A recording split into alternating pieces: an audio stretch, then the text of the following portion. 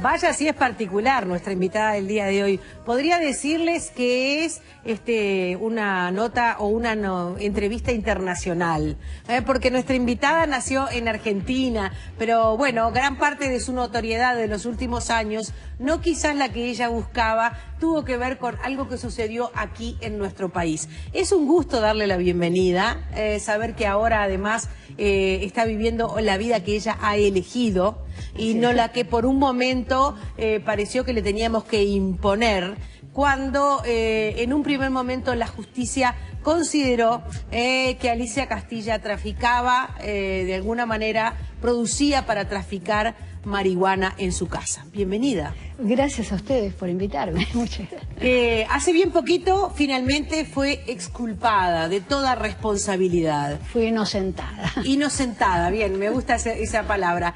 Capaz que se usa mucho en Argentina, pero acá creo que es la primera vez. No. Bien, hace 3 semanas. Exactamente. Bien, sí. por eso queríamos invitarla también, porque a veces nos falta.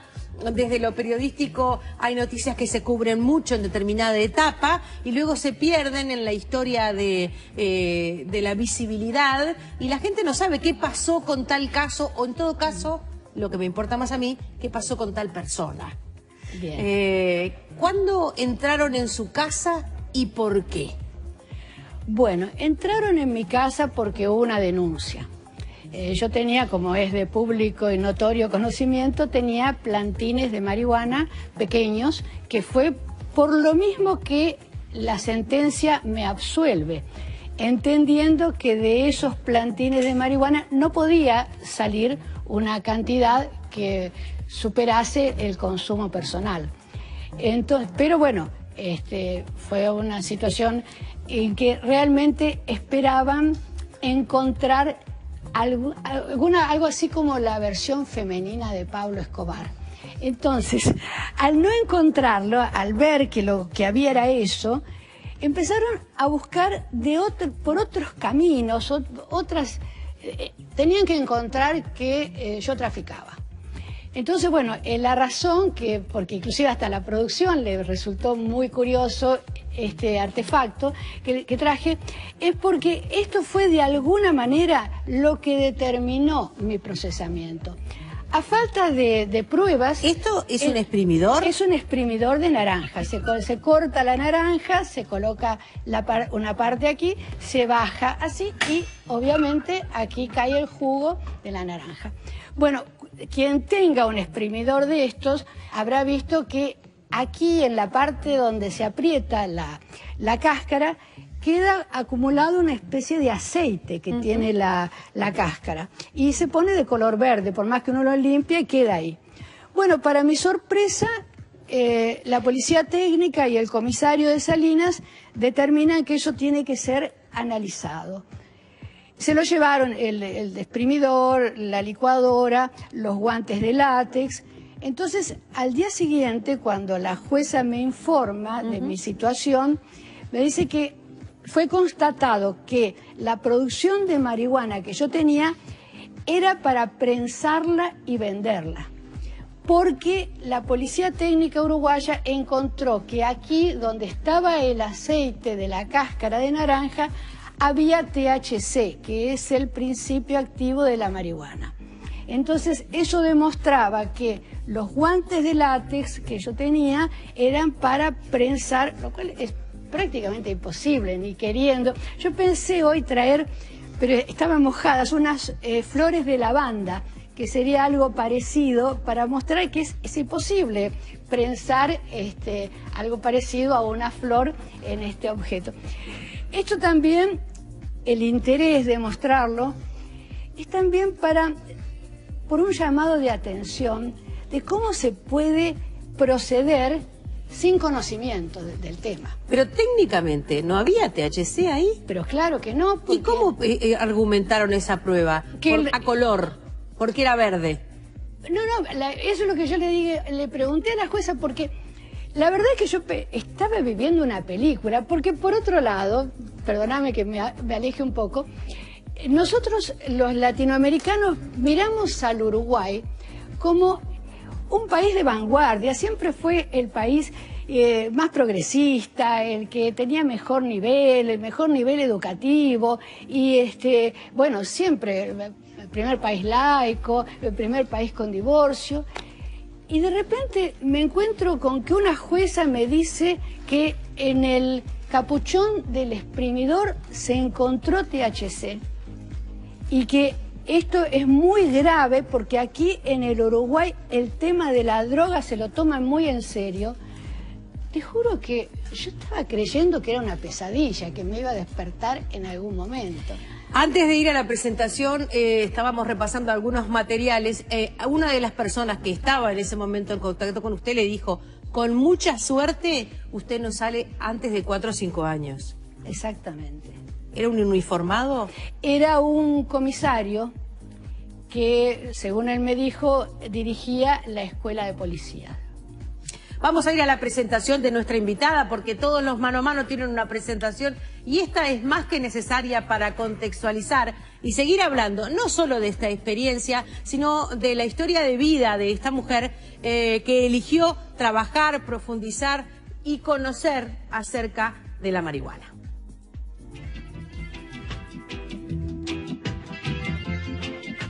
Alicia Castilla nació en el barrio porteño de Flores hace casi 70 años. Su padre se dedicaba a comprar farmacias fundidas, levantarlas y venderlas, y en ellas se crió, jugando en la farmacia en lugar de ir al jardín de infantes. Cuando alguien pedía un remedio, recordaba el nombre y se fijaba lo que decía en la caja. Así aprendió a leer. Se hizo fanática de los prospectos porque le gustaban las palabras raras y los leía con el diccionario al lado. En su niñez farmacéutica notó algo que le llamó la atención y las personas entraban a comprar medicamentos para sentirse mejor. Los que no podían dormir, los que se quedaban dormidos, los cansados, los hiperactivos, todos buscaban, sin sentir culpa alguna, algo que les provocara bienestar. Alicia creció, estudió psicoanálisis y se recibió de licenciada en Ciencias de la Educación.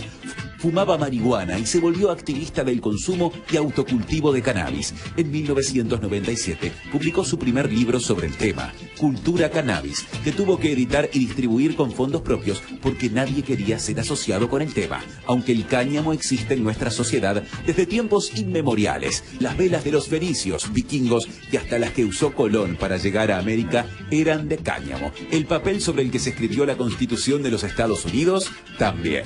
Incluso George Washington plantaba la marihuana que solía fumar. El libro que nadie quería vender tuvo 7 ediciones y se convirtió en referencia desde el análisis, sin apostar a la apología de la droga. Tras vivir 30 años en Brasil y volver a su Buenos Aires por un tiempito, se radicó en Uruguay, cerca del Fortín, y a los 59 días, un español que había sido huésped en su casa envió desde España las fotos de sus plantas a la policía uruguaya. La metieron presa por un delito de producción de sustancias estupefacientes prohibidas. Conocida en la cárcel como la abuela de las plantas, salió en libertad, aunque su causa todavía está pendiente. Alicia Castilla se casó con el antropólogo Daniel Vidart en enero de 2014 y viven juntos disfrutando la compañía de sus plantas, sus libros, las charlas interminables y un amor que los hace sentir adolescentes.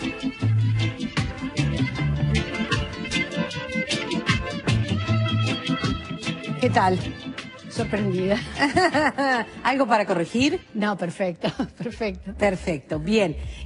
Vamos entonces a repasar que todo ese episodio sucedió el 31 de enero del 2011 en el Fortín de Santa Rosa, ¿verdad? Un lugar que usted había elegido o que eligió en nuestro país para vivir. ¿Por qué la denuncia este hombre? ¿Por qué a la policía le llegan fotos de las plantas que usted tiene con una denuncia y entonces aparece la policía diciendo, bueno, acá acabamos de encontrar un lugar donde todo esto se está procesando, no para el consumo, sí para la venta? En realidad, la pregunta de por qué me denuncia me llevaría a entrar en el tema de por qué la maldad. Es una persona, yo escribía para una revista española durante muchos años. Él trabajaba, un muchacho joven, trabajaba en la revista me invitaba todos los años porque organizan una feria del cáñamo en Barcelona y yo iba para dar charlas y bueno, así los conocí. Y un día lo echaron de la revista y él era una persona muy capaz y yo cuando publiqué mis libros en Buenos Aires, eso me dio mucha notoriedad, me dio mucha exposición. Y en realidad mucho no me gusta bastante poco la exposición. Entonces llegó un momento en que decidí que iba a continuar solamente con libros virtuales y pensaba retirarme, continuar publicando de forma virtual, armar un portal y trabajar desde ahí. Como este muchacho estaba sin trabajo en España y conocía muy bien el tema, lo invité a que viniese y desarrollase el proyecto conmigo. Y bueno, vino y resultó ser un paciente psiquiátrico.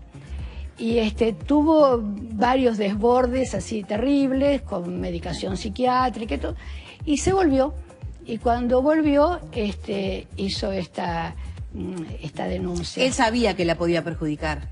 Claro, sí. Además, las plantas las había plantado él, yo le había mandado dinero para que trajese semillas y las plantó él, las estaba cuidando él. Sí, claro, sabía que la intención era perjudicarme. La intención era perjudicar. Yo he llegado a la conclusión respecto a este caso y hay otros, que no hay que buscarle mucho la vuelta al porqué. Hay gente que se dedica a hacer el bien. Lo estábamos viendo recién, hay gente que está juntando donaciones, hay gente que viaja al África a ayudar a los desamparados, y hay gente que se dedica a hacer el mal. Simplemente no hay mucho más que buscarle. Bien, pero cuénteme cómo es estar presa. Bueno, el sistema carcelario uruguayo fue también otra decepción, porque yo pensaba que estaban... Y realmente las condiciones en que estábamos, creo que esa cárcel inclusive no existe más, la cárcel de Canelones, era algo terrible. Las ratas pasaban así, las camas llenas de cucarachas, era realmente un espanto. Ahora, la vivencia con las compañeras, con las chicas, fue fantástica. Fue algo que si no hubiese las cucarachas, si supiese que se lo recomendaría a alguien. Primero, que conocí a través de ellas, de sus historias de vidas, un lado del Uruguay desconocido. De la mujer sin opciones, la mujer que no está contenida socialmente y que, bueno, cometieron errores por falta de contención. Me respetaron muchísimo. Las mujeres en la cárcel establecen vínculos familiares, pseudofamiliares, son madres, hijas, sobrinas, y la que no se toca es la abuela. Y a mí me colocaron como abuela. Y además, algo muy interesante, a ellas no le parecía que yo hubiese cometido un delito. O sea, era alguien como que de afuera, no era del palo. No sé si se entiende, pero sí. Inclusive algunas indignadas, ¿no? ¿Cómo es posible? ¿Pero dónde se vio que una mujer como vos esté presa? Me ayudaron, me cuidaron. Vi mucha violencia, pero no para conmigo. Pero vi situaciones de violencia espantosas y por parte de las guardiacárceles, de violencia hacia las presas. Eso fue algo así espantoso. ¿Y pudo interactuar? ¿Cuánto tiempo estuvo usted presa? Estuve 95 días. Estuve en la cárcel de Canelones y cuando me negaron por cuarta vez la libertad, ya se habían hecho marchas pidiendo mi libertad y sentí que me iba a quedar ahí y que no aguantaba más las cucarachas, las ratas, hice huelga de hambre. A los 11 días de hacer huelga de hambre me transfirieron a una cárcel aquí en Montevideo, al Centro Nacional de Rehabilitación, que si bien no es un hotel, pero ya era muchísimo mejor que Canelones. ¿Se negó a comer? Cuando hice huelga de hambre, me llamaron al undécimo día y me dijeron, si volvés a comer, te transferimos al CNR. Difícil, ¿eh? Bueno, difícil, a ver, porque sabe, cuando la escucho me da la sensación de que se van corriendo algunos velos, por ejemplo, y uno entrevé cosas que de repente capaz que hasta las sabe de manera inconsciente, pero no siempre encuentra un cara a cara con alguien a la que les puede poner nombre o verbalizarlas, o algo así como aterrizar esos conceptos que andan por ahí. Mire qué interesante lo que dice un televidente: mi respeto y admiración hacia ella. Aquí el gobierno toma el cannabis fuera de contexto, porque son ellos los que quieren regular el mercado y no combatirlo. Ahora que se legalizó, se está peor que antes para el consumidor. ¿Está de acuerdo? Bueno, creo que cuando sucedió este caso conmigo, todavía no se pensaba en regular. En realidad hay un error conceptual. Aquí no se legalizó, aquí se reguló. Aquí nunca estuvo prohibido ni penado el consumo. Lo que estaba penalizado era el suministro, el cultivo. Yo no sé si tengo mi desconfianza sobre esta ley que regula, y sobre todo sobre los registros, ¿no? ¿Por qué registrar a la persona que fuma? Cuando en otras épocas he estado colaborando con activistas en relación a la violencia contra la mujer, pedíamos que los violadores, cuando salen de la cárcel, tienen que tener algún tipo de registro para que la gente sepa, porque no se recuperan, ¿verdad? Entonces, para que la gente sepa que vive al lado de un violador, se planteaba alguna forma de registro, y nos decían que eso va contra los derechos, las libertades individuales, contra los derechos humanos. Entonces, ¿cómo puede ser que alguien que es un peligro para la sociedad no pueda ser registrado? Bien. Y alguien que fuma marihuana, que no es para nada peligroso, tenga que estar registrado, regulado y controlado. Usted sabe que hay un episodio dramático que se sucedió este fin de semana con unas drogas sintéticas. Terrible, ¿verdad? Sí, en Buenos Aires, además, usted como argentina tiene quizás más cercanía todavía que nosotros. En esta instancia, hasta una persona, hasta un uruguayo falleció. Sí. ¿Esto es el otro polo? Digo, porque hay gente acá que dice, la señora que plante lo que quiera, pero que no le enseñe a nuestros jóvenes a consumir marihuana. No, yo no le enseño a nadie a consumir. Es decir, ¿esto se extrapola con eso? ¿Ese es otro mundo? Es otro Porque usted mundo, sabe que pero está el argumento de sí, que a las adicciones se entra por la marihuana. Sí, pero eso ya fue comprobado que no. Este fenómeno de las drogas de diseño, sí, ya lleva años y es mundial. Hay actitudes que se tienen en relación a lo que sucede. Una es prohibirla y otra es aceptar la realidad. Es imposible controlar que los jóvenes no se droguen. Es decir, yo creo que no deberían hacerlo, pero lo hacen. Yo compartí en Barcelona una experiencia, inclusive hice una pasantía con ellos, de una ONG que se llama Energy Control, que en un caso semejante hace muchos años en España, porque murieron por la falta de agua, porque sube la temperatura corporal y le cierran las canillas y los chicos se quedan sin dinero para comprar agua, se formó esta organización, primero a partir de madres que iban vigilando en las discotecas que hubiese agua.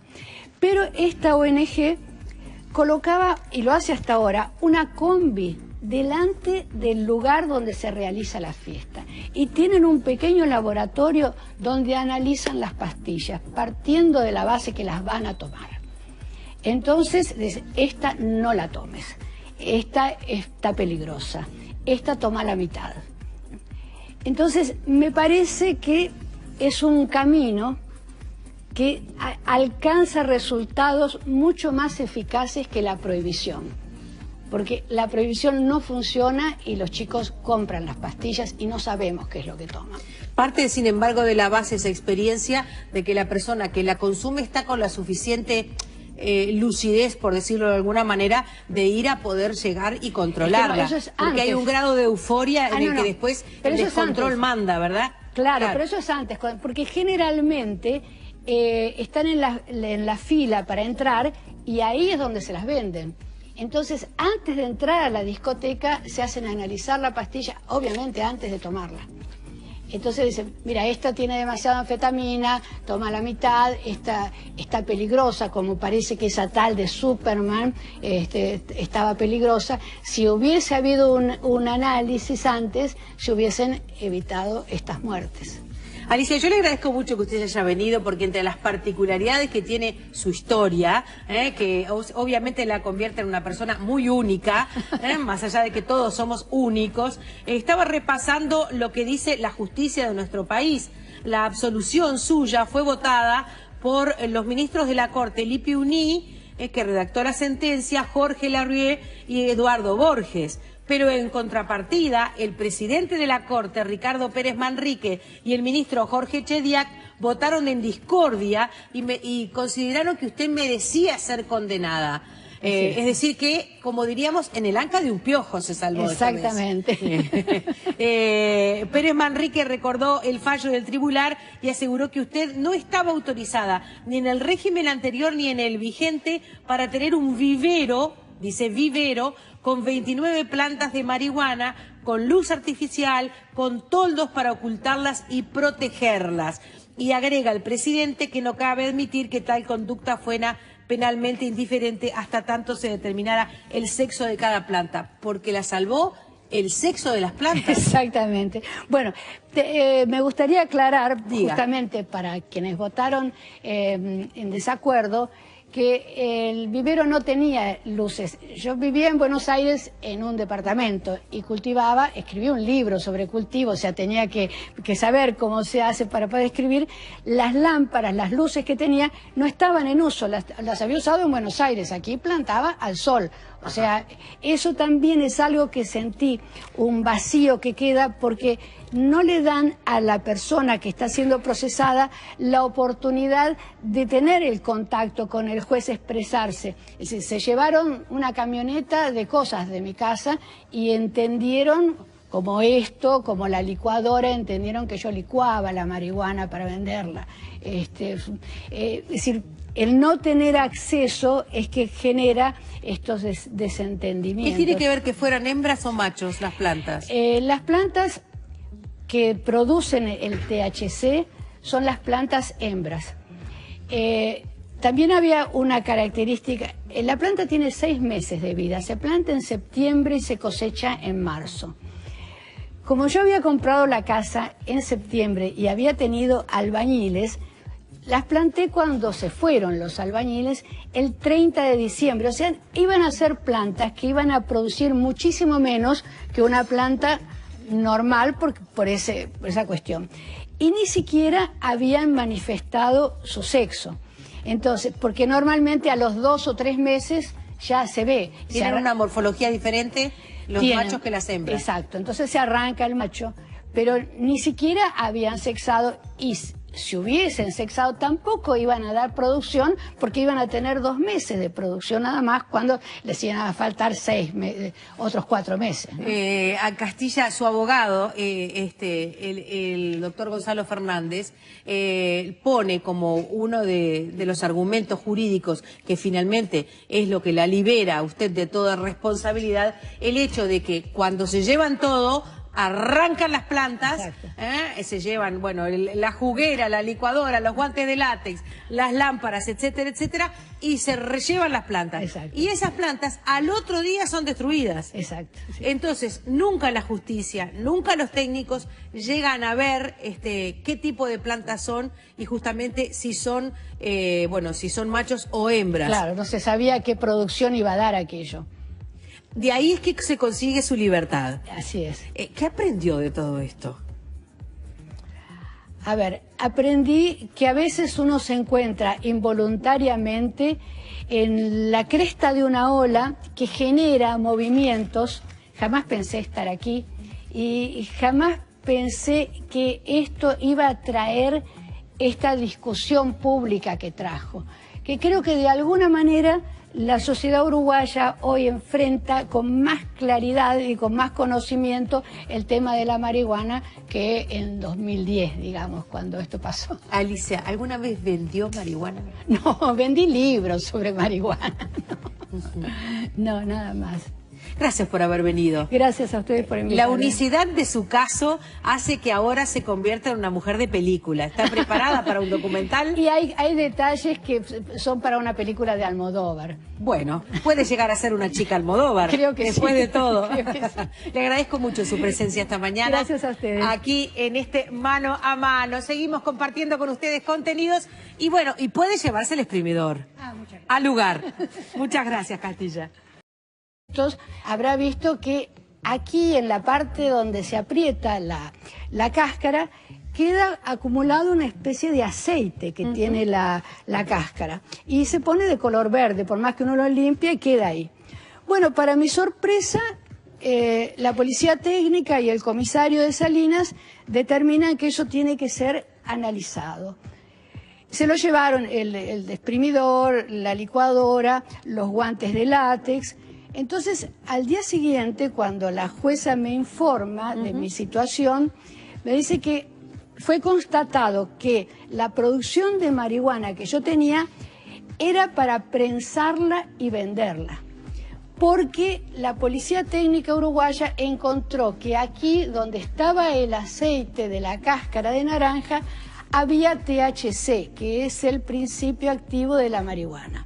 Entonces, eso demostraba que los guantes de látex que yo tenía eran para prensar, lo cual es prácticamente imposible, ni queriendo. Yo pensé hoy traer, pero estaban mojadas, unas flores de lavanda, que sería algo parecido para mostrar que es imposible prensar algo parecido a una flor en este objeto. Esto también, el interés de mostrarlo, es también por un llamado de atención de cómo se puede proceder sin conocimiento del tema. Pero técnicamente, ¿no había THC ahí? Pero claro que no. ¿Y cómo argumentaron esa prueba? A color, porque era verde. No, eso es lo que yo le pregunté a la jueza, porque la verdad es que yo estaba viviendo una película, porque por otro lado, perdóname que me aleje un poco. Vaya si es particular nuestra invitada del día de hoy. ¿Podría decirles que es una nota o una entrevista internacional? Porque nuestra invitada nació en Argentina, pero bueno, gran parte de su notoriedad de los últimos años, no quizás la que ella buscaba, tuvo que ver con algo que sucedió aquí en nuestro país. Es un gusto darle la bienvenida, saber que ahora además está viviendo la vida que ella ha elegido y no la que por un momento pareció que le teníamos que imponer, cuando en un primer momento la justicia consideró que Alicia Castilla traficaba, de alguna manera producía para traficar marihuana en su casa. Bienvenida. Gracias a ustedes por invitarme. Muchas gracias. Hace bien poquito finalmente fue exculpada de toda responsabilidad. Fui inocentada. Inocentada, bien, me gusta esa palabra. Entonces, pero bueno, fue una situación en que realmente esperaban encontrar algo así como la versión femenina de Pablo Escobar. Entonces, al no encontrarlo, al ver que lo que había era eso, empezaron a buscar por otros caminos, tenían que encontrar que yo traficaba. Entonces, bueno, la razón porque inclusive hasta la producción le resultó muy curioso este artefacto que traje, es porque esto fue de alguna manera lo que determinó mi procesamiento. A falta de pruebas... ¿Esto es un exprimidor? Es un exprimidor de naranja. Se corta la naranja, se coloca una parte aquí, se baja así y obviamente aquí cae el jugo de la naranja. Bueno, quien tenga un exprimidor de esto...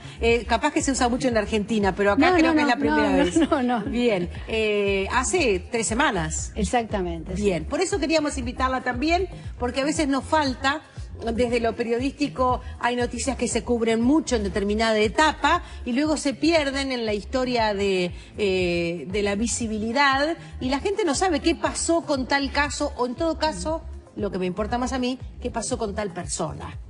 Bien. ¿Cuándo entraron en su casa y por qué? Bueno, entraron en mi casa porque hubo una denuncia. Yo tenía, como es de público y notorio conocimiento, tenía plantines de marihuana pequeños, que fue por lo mismo que la sentencia me absuelve, entendiendo que de esos plantines de marihuana no podía salir una cantidad que superase el consumo personal.